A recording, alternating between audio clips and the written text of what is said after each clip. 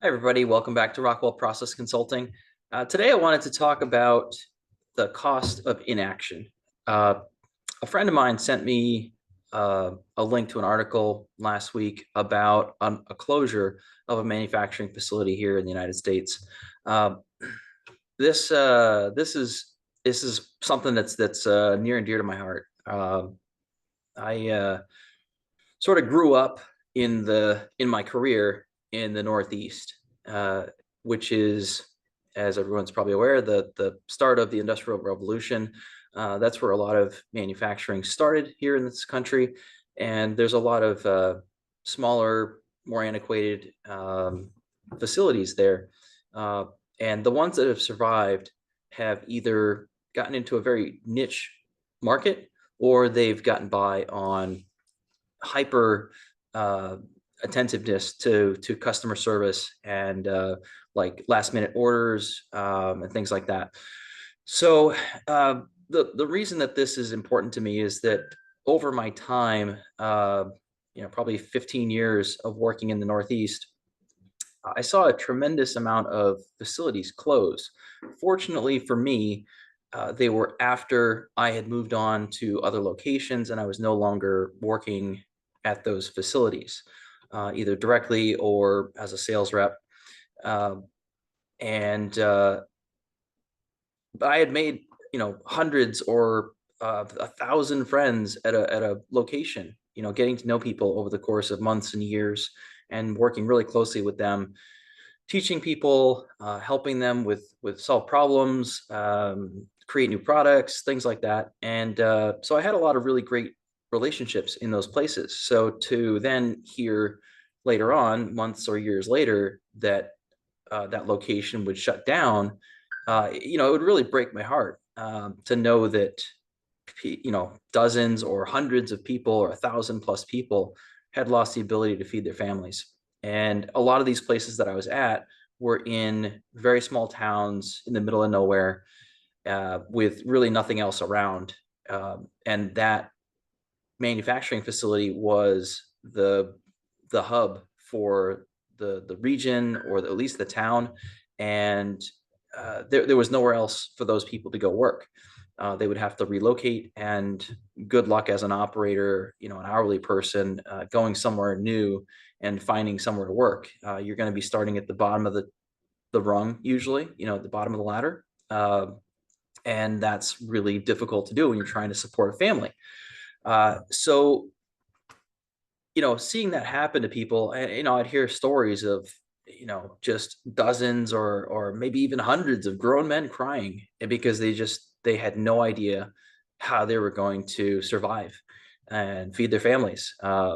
And that's a really impactful moment in someone's life when that happens. So, I would see the ability for those facilities to drastically improve their operations and their costs, their ability to stay competitive, and stay afloat.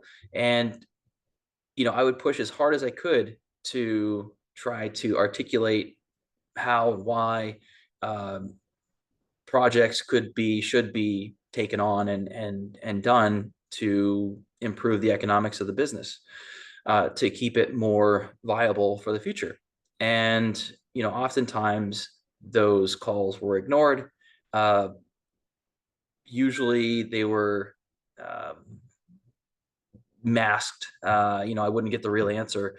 I would just get kind of a hard no, and sort of blown off. But eventually, always come to find out that the person really didn't understand, um, or they were just afraid of trying something new that they didn't really understand fully how it would work, even though I'd explain it. Um, they just didn't. They didn't want to take a chance, and they were afraid of it failing, even though I was confident they weren't. And they were afraid of being reprimanded or losing their job over making a bad decision, which is understandable. But that cost of inaction ends up in a lot of cases that I've seen costing the company its survival, and that uh, that impact uh, over the course of dozens of facilities closing has really left an impact on me, that I carry with me. Like, the gravity of that is something I carry with me every day. And it's not just those dozens or hundreds of people losing their jobs.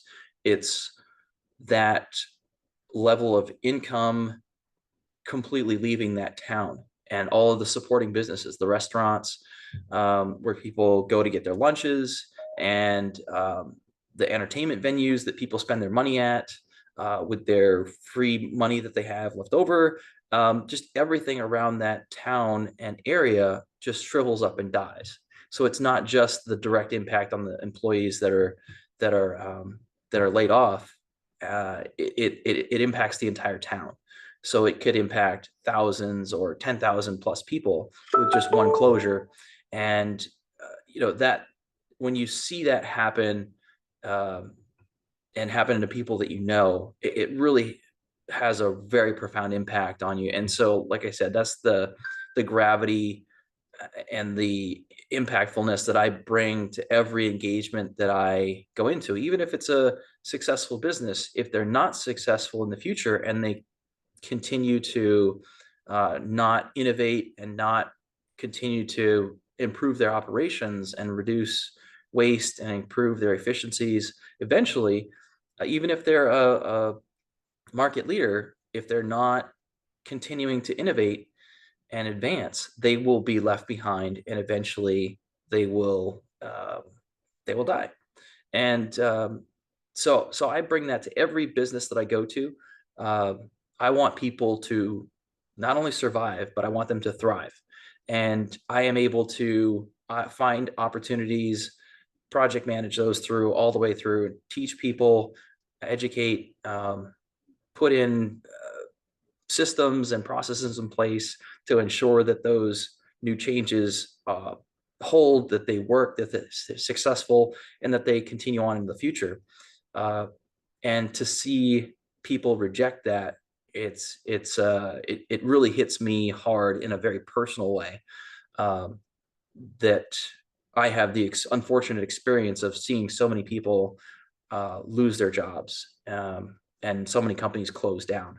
Good companies, good people, and it just comes down to poor decision making, usually driven by fear of change, fear of the unknown, and so that's what drives me. I want to make sure that I can do everything possible to ensure that everyone has a stable job, a stable company to work for, safe, sustainable, both business wise and environmentally.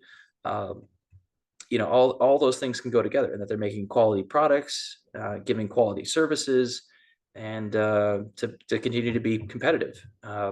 And so that's just my personal drive, that I wanted to communicate from just seeing that other closure again. I think it was 11 or 1,200 people lost their jobs, and I don't know that facility at all.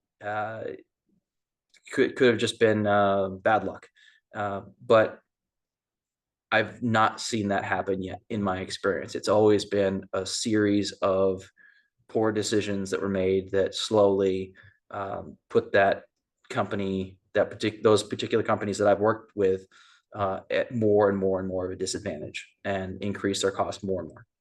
So that being said, when you're engaged with me, it's not just numbers and dollars and cents. It's true caring, true empathy, coming from the heart, and I'm there to really do what's best for everyone. And when my clients succeed, I succeed, and vice versa. So it's a very symbiotic relationship that I like to have, and I've got clients that I'm going back to 25 years later, because I'm always doing the right things for the right reasons. And that's something that's incredibly important to me. It's of the most importance to me, to be doing the right things for the right reasons. And just wanted to put that out there for the people that does matter to. And hopefully I preach that gospel everywhere I go, and it's something that I'm really passionate about, and I try to spread that philosophy to management wherever I go, because it's been incredibly beneficial for me, and it's been I think the secret to my success. So anyway, if you have any questions, if you have a facility that might be wanting to make things more efficient, maybe you're not sure, go ahead and leave me a message, and we can get a conversation started. Love to work with you. Thanks.